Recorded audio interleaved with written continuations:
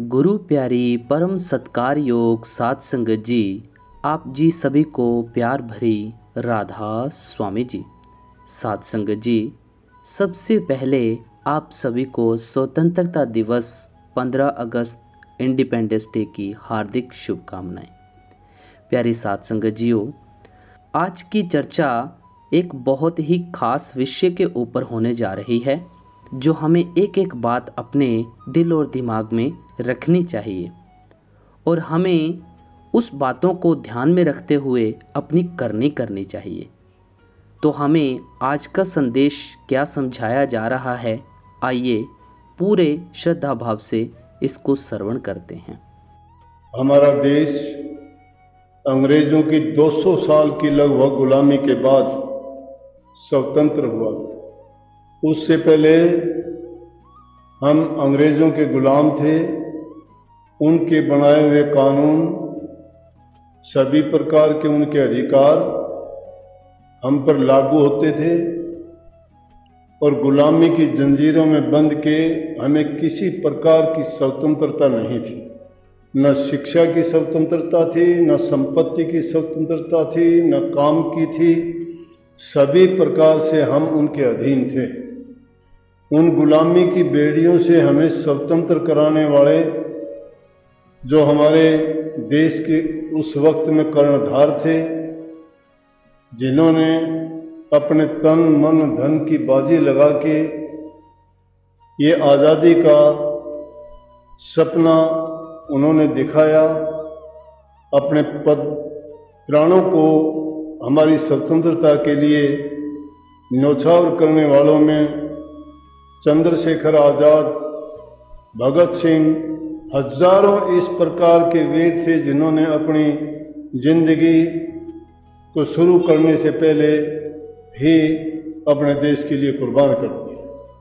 और जब उन्होंने कुर्बानी की, उस कुर्बानी का परिणाम आज उस स्वतंत्रता के आलम में हम हर प्रकार का सुख भोग रहे हैं, आनंद उठा रहे हैं।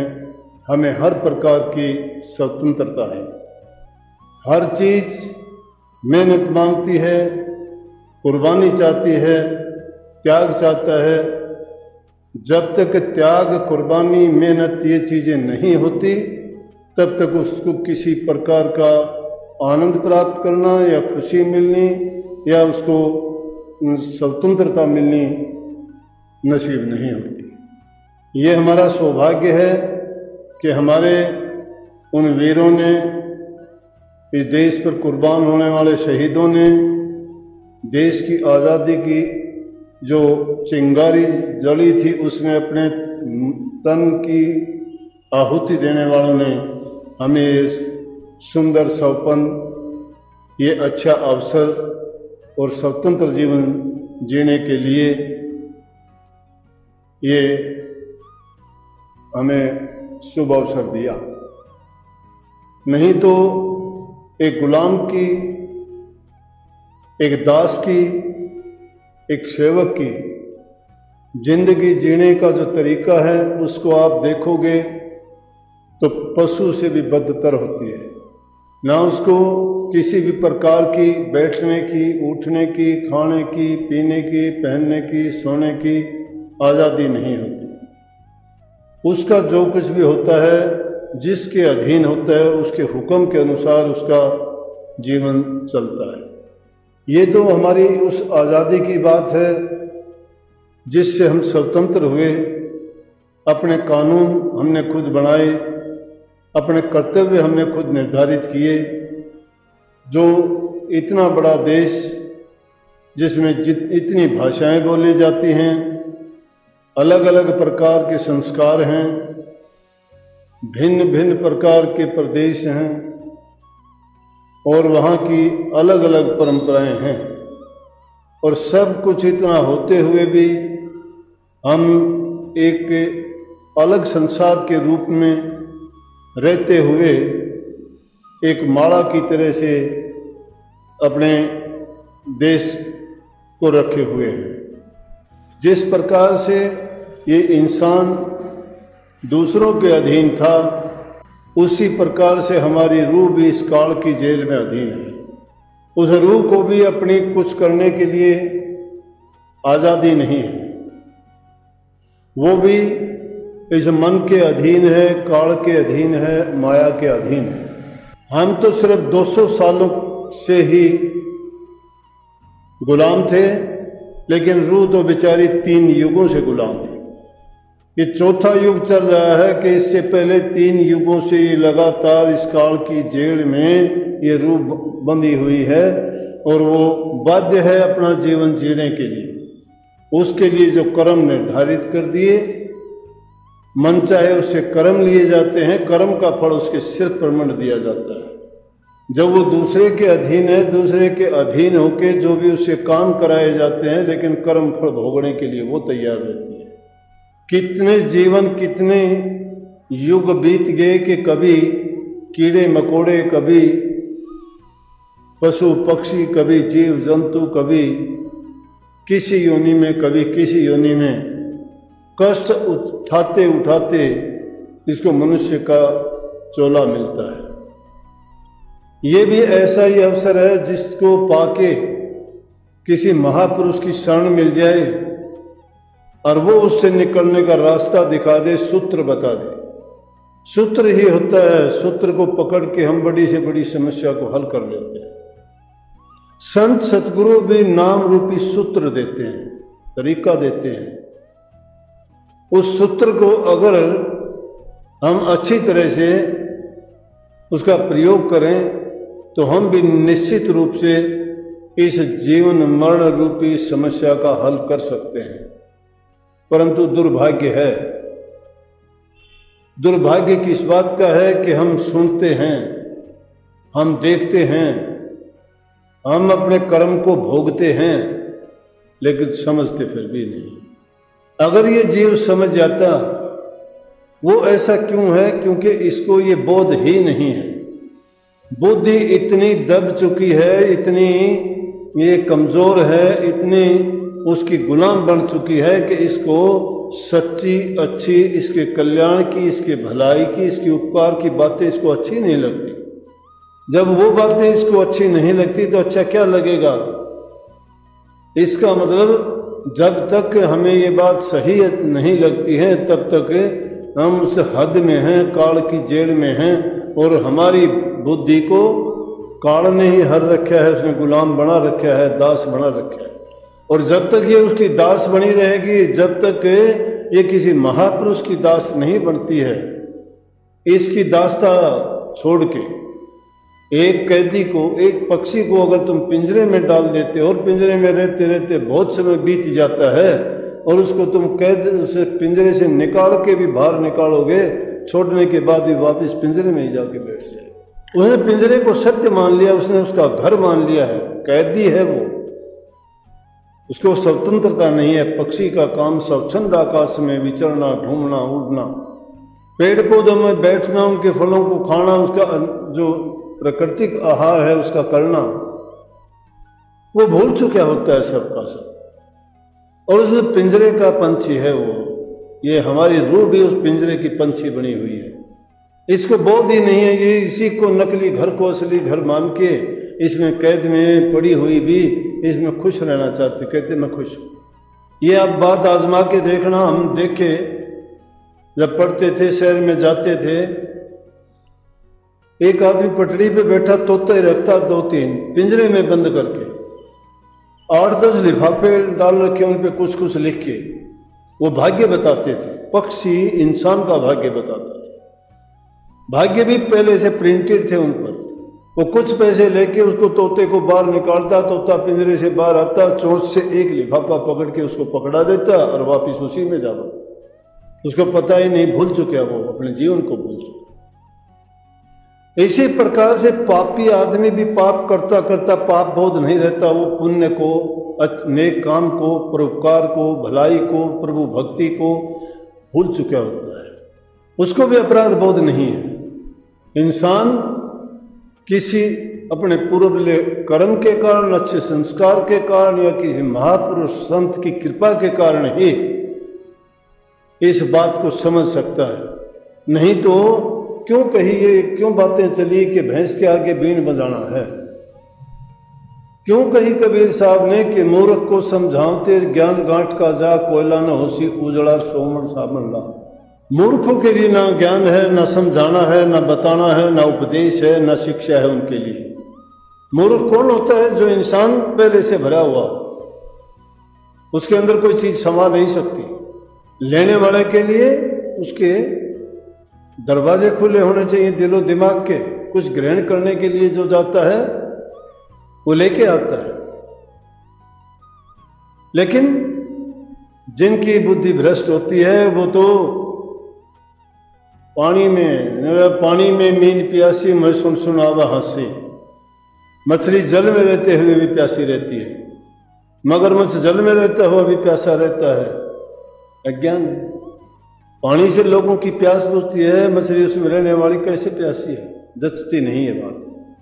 ये बात यूं जचती है जो बिना बुद्धि के लोग हैं, जहां ज्ञान का प्रचार होता है, जहां उनके अज्ञान को मिटाने की बातें बताई जाती हैं, जहां प्रभु के दरबार के लिए उनके दरवाजे खोले जाते हैं, जहां पर उनके जन्म मरण के रोग और बीमारी का इलाज किया जाता है, और वहां जाके भी जो इंसान खाली आ जाता है तो उससे बढ़ के अभागा कौन होगा?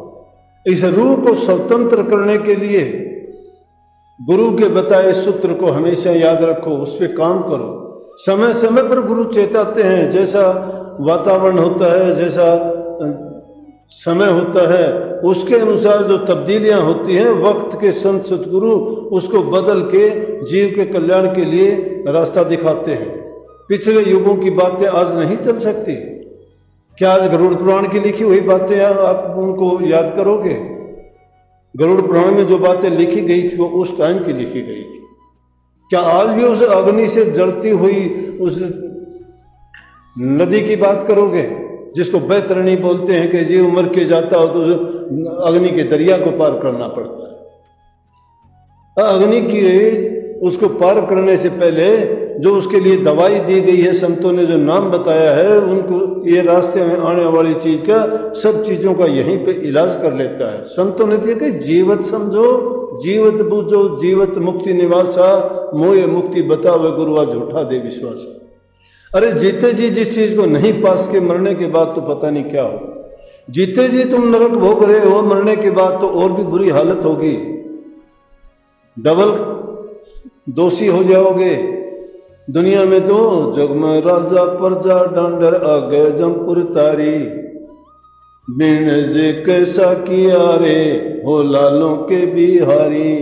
लालों के व्यापारी बन के आए, सांसा रूपी पंजी लेके आए। मनुष्य का जीवन कितना उत्तम, कितना कीमती, कितना लाजवाब और कितना अनूठा जीवन है, जिसमें जो चाहे इंसान कर सकता है। लेकिन इस व्यापारी ने क्या क्या बर्बाद कर लिया। और बर्बादी भी क्या करी कि अपना कर्म बिगाड़ा। दूसरे का नहीं बिगाड़ सकता। दूसरे का बिगाड़ो तो भी तुम्हारा ही कर्म बिगाड़ते हो, क्योंकि वो कर्म का कर्जा तो तुम लेते ही हो, और किसको मिलेगा? पाप कर्म जो करते हो, करते दूसरे का बिगाड़ करने के लिए हो, लेकिन दूसरे का नहीं बिगाड़ पाते, तुम अपने सिर ही और पाप कमा लेते हो। आए थे कुछ लाहा करने, कम करने के लिए आए थे, लेकिन क्या कर लिया? और भी ज्यादा उसको भारी बना लिया। कर्म का खेल बड़ा अनूठा है। तो क्या किया कि उसे कर्म से बच नहीं पाए, और ज्यादा खोटे मंदे कर्म करके और ज्यादा पाप चढ़ा लिया। और उसके लिए डबल दोषी क्या होगे? दुनिया में रहोगे तो यहाँ अगर किसी का बुरा करते हो, पाप कर्म करते हो, तो यहाँ का कानून सजा देगा, पीछा नहीं छूटा। कर्म का बोझ अभी सिर पर है, दुनिया छोड़ के जाओगे तो वहां जमलोक में जाना पड़ेगा, यमपुर में भेजे जाओगे। और अलग अलग यमों के दर्जे, यमपुर के दर्जे हैं। शास्त्रों के लेख देखोगे तो आदमी पढ़ नहीं सकता, सुन नहीं सकता। ऐसी ऐसी हालत जो जीव की होती है। परंतु ये तो मस्त है, यहां रह के सोचता है कि ओह मेरे जैसा सुखी नहीं है, कौन सुखी है?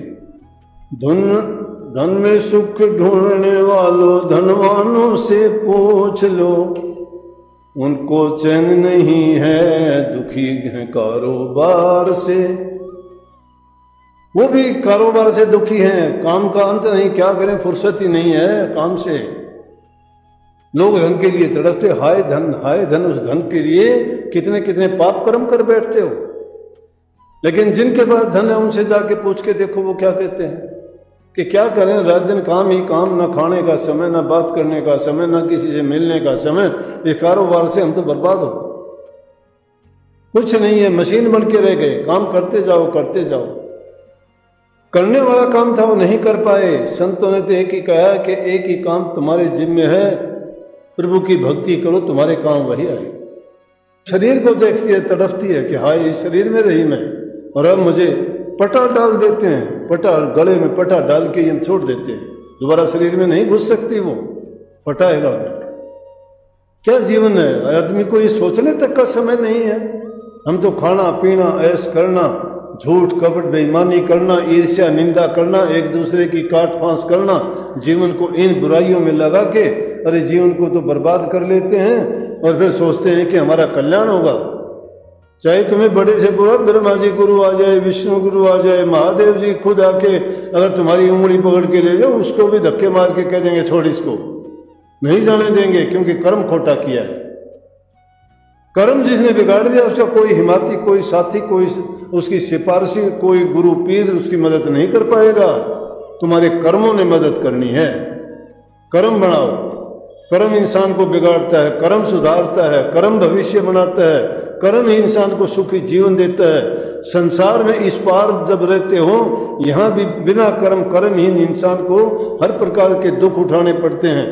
जो खोटे मंदे करता है उसको सजा मिलती है, नेक काम करने वालों को खुशी मिलती है, और कर्म फल से ही उसको दुख और सुख भोगने पड़ते हैं, और उसी कर्म फल के कारण उसको सब नरक मिलते हैं। लेकिन उस कर्म को छोड़ के भक्ति रूपी कर्म जो कमाता है उसको इन सब चीजों से उठ के मुक्ति का धाम मिलता है, जहां जाने के बाद में इसको कोई दुख सुख नहीं होता। जहां प्रभु के किले के अंदर जब जाके उस आनंद में ये बूंद की तरह से जैसे सागर में समा गई, इस प्रकार से वहां मिल जाता है। ये उस आज़ादी के जश्न का आनंद मनाना चाहते हो ना, तो उधर से जो तुम्हें देखने को मिलता है, यहाँ भी वैसा ही करके, कुर्बानी देके, त्याग करके, साधना करके, काल से जंग लड़के, माया से संघर्ष करके, इस दुनियादारी से जब भक्ति रूपी संपत्ति को सुरक्षित कर लोगे तो तुम्हारा जीवन सुखी हो जाएगा और सदा के लिए मुक्त हो जाओगे। इस स्वतंत्रता दिवस पर आपको सबको बहुत बहुत एक बार पुनः बधाई। और रूह की स्वतंत्रता के लिए भी बढ़ चढ़ के काम करो, तुम्हें सुख मिलेगा।